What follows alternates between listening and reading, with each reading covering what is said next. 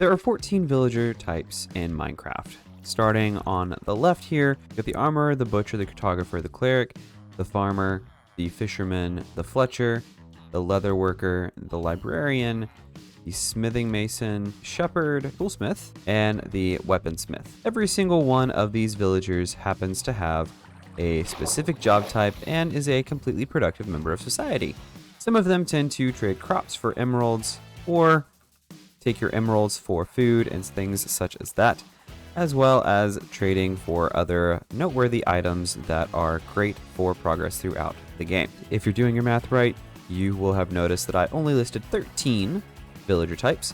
There is one final villager type called the nitwit. The nitwit is a very singularly useless villager and is completely an unproductive member of society, so you can just ignore him and leave him for the zombies. As I said earlier, each of these villagers in turn has a benefit for you in the game. Weaponsmiths will help you get good weapons to start your world off and even progress later on in higher tiers to help you get diamond enchanted tools. The toolsmith does the same thing but for regular tools. The shepherd helps you out with getting cheap tools and banners. Mason will help you get and unlock blocks that are a little bit more difficult to find in game, and it helps with building in general. The librarian, a favorite among many Minecrafters, will often give you great enchantment books for relatively expensive emerald prices, although those prices can be reduced, and we will talk about that in a later video. The leather worker will work with you on leather items. Fletcher will give you arrows and different types of bows, enchanted, unenchanted, as well as crossbows. The fisherman will take fish and cook them for you and sell you a bucket of cod,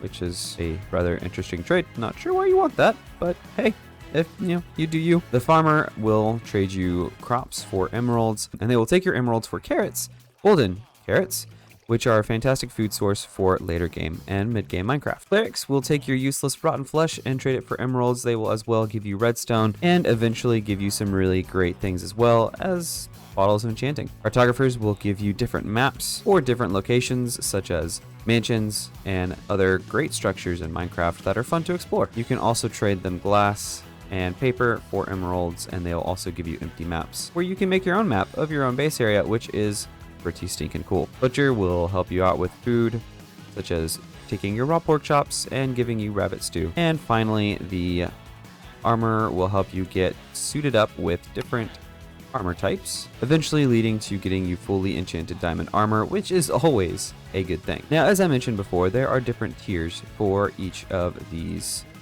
villagers. For example, starting with the weaponsmith, they will give you iron tools for relatively expensive emeralds, but that helps you to progress from early game, and eventually they will get you fully enchanted diamond weapons, which no one complains about that. Same with the toolsmith, but they will get you tools that include axes, shovels, pickaxes, bows, and things like that. And again, with the different tiers of different villagers, you can have a armorer who will end up giving you fully enchanted diamond armor.